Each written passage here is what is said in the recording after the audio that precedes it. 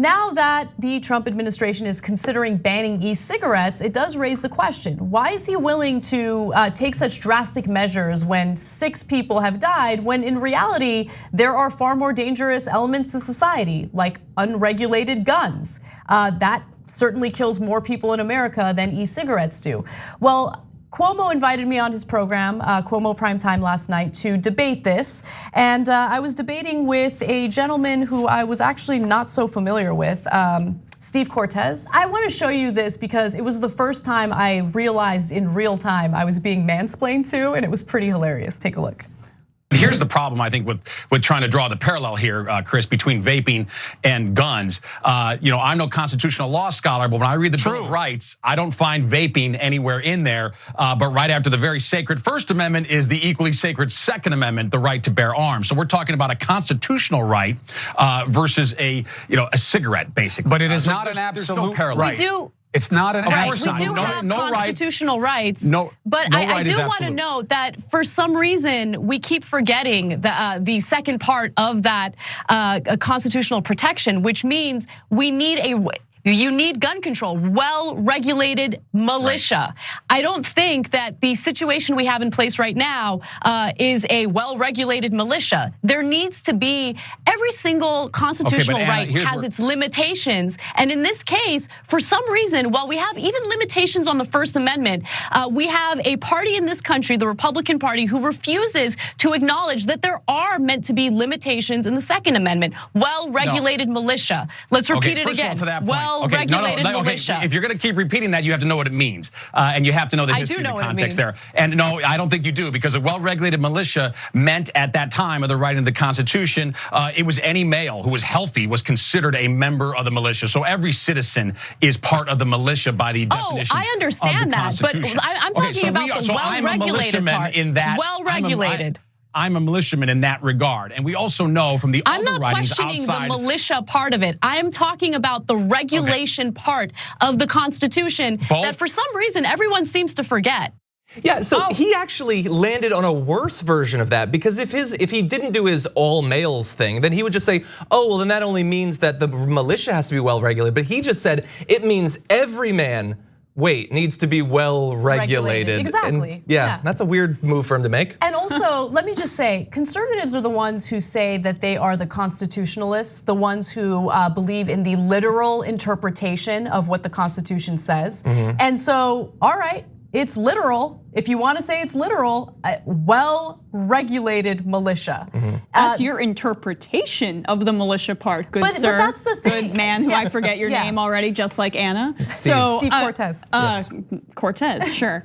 So yeah, I mean, that was painful when he tried to explain that to you. Also, my favorite part, and I didn't really notice it until rewatching this clip, was Cuomo responding what was it? I'm not. True. Cortez said, I'm not a constitutional expert. True. Like without skipping a beat, that was pretty incredible. He did his research. He was sure about that one. He got the Washington Post fact checker, called him up real quick. True. Yeah. But you know what? Let me just say one other thing. I appreciate the opportunity to have these types of debates. Yeah. It's fun, and it's a great way to share your perspective. And also, I mean, look, this hasn't happened for me yet, but who knows, it could. Like maybe I have a blind spot, and it's an opportunity to have a discussion. And oftentimes, the two people in the discussion, none of them represent our side, ever. Right. So I love the fact that we have the opportunity to do that, it's great. Yeah, and so it was great of you to make the comparison with guns. I also think that considering the 2 pieces of news that came out in terms of drugs that are consumed this week, comparing it to the opioid issue is also pretty good. Like 6 people apparently died, not even from the products that are being banned, but 6 people died, so we banned the product. With opioids, I mean, how many tens of thousands of people have died? And the leading family who developed them, marketed them, made sure that they were overprescribed and all of that, They're getting a $3 billion slap on the wrist. They have $13 billion between them. They have to pay it over 7 years. They're gonna make far more money over those 7 years. They don't have to apologize. They don't have to take any responsibility. They really should have done, yeah. They've had to take some responsibility. I mean, well, the monetary responsibility. The monetary, yeah. Well, they're about to take a tiny portion of their net worth and let them continue living their wealthy, well-privileged lives. Yeah, and I agree with you in that it's not enough. And you're right. I mean, I love that you compared the e-cigarette ban with the opioids, because Trump isn't willing to take drastic measures when it comes to those painkillers. But to be fair, I also do want to note, there are people who have chronic pain who do rely on that prescription medication. And unfortunately, because of the misuse and the overprescription of these opioids, those chronic pain sufferers are suffering even more, because it's even more difficult for them to get a drug that they should have access to. And I do thank audience members who have given me that piece of information, because that isn't really covered much in the media. I do have one more clip. When the guy got dinged on the background check he exercised the loophole and he bought it privately. And that's why we're saying all commercial transactions should be checked, and then he wouldn't have slipped through. Right. Steve, and I'm saying, the logic there is I think that's a good idea. And I think we're going to end up there, and the president has said that he is open to it. But my point is, not if Wayne LaPierre keeps having conversations with him, because while Trump says, he is for common sense gun legislation, he says this after every mass shooting. All that happens afterwards is Wayne LaPierre will pull him aside, have a conversation, and remind him of the $30 million the NRA spent on getting him elected. And Trump immediately changes course. I mean, the NRA Twitter account brags about it. They had a pinned tweet from Wayne LaPierre talking about their conversation. So look, Trump is easily corruptible. He might have the right instincts right after a mass shooting, but at the end of the day, money talks. And it influences him, and that's why we don't get the regulation. Anna Kasparian says it's not going to happen. Let's end on that. Well, it's true. Yeah, that was pretty devastating. He was like nodding along with you, and it seemed like he was like, yeah, you got me.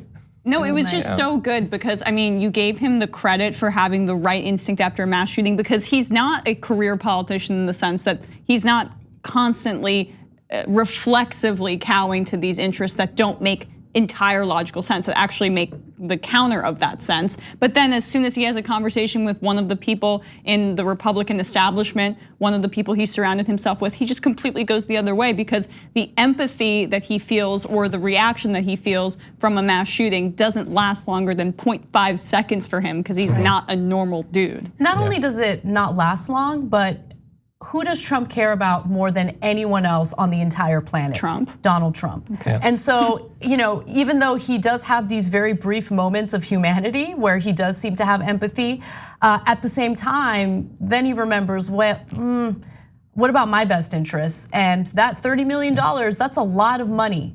And when you're running a re-election campaign, you don't want to lose that support. Yeah, and that particularly, we always, after mass shootings, we always have the conversation like, what could have stopped this? What sort of legislation might have influenced it or not?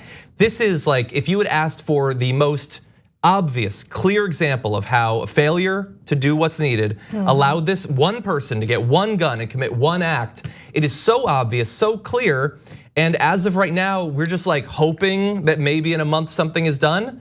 And so who is rushing to exploit that loophole right now while we're having this conversation? Right. Which person is buying the gun they're gonna use for a terror attack that we haven't seen yet? It happens in a week or in 2 weeks, and they use the same loophole that the inaction of especially Mitch McConnell and Donald Trump, but also everyone else effectively is allowing them to exercise. That's why it's important to elect someone whose primary goal, number one goal, is to get the money out. Because if you don't get that money out of politics, you're not going to accomplish anything. There can be all these promises and all these great policy proposals, but those policies are going nowhere unless you get rid of that virus that infects our democratic process. And there are so many Democratic presidential candidates who are talking about gun control and this issue specifically, but talking about it in a vacuum is not going to do anything. We have to elect someone who knows that it's a part of a larger systemic problem of money in politics, because just wearing orange doesn't mean anything when you don't tackle the larger issue of corruption. 2 easy ways to follow the Young Turks. One is hit the subscribe button down below,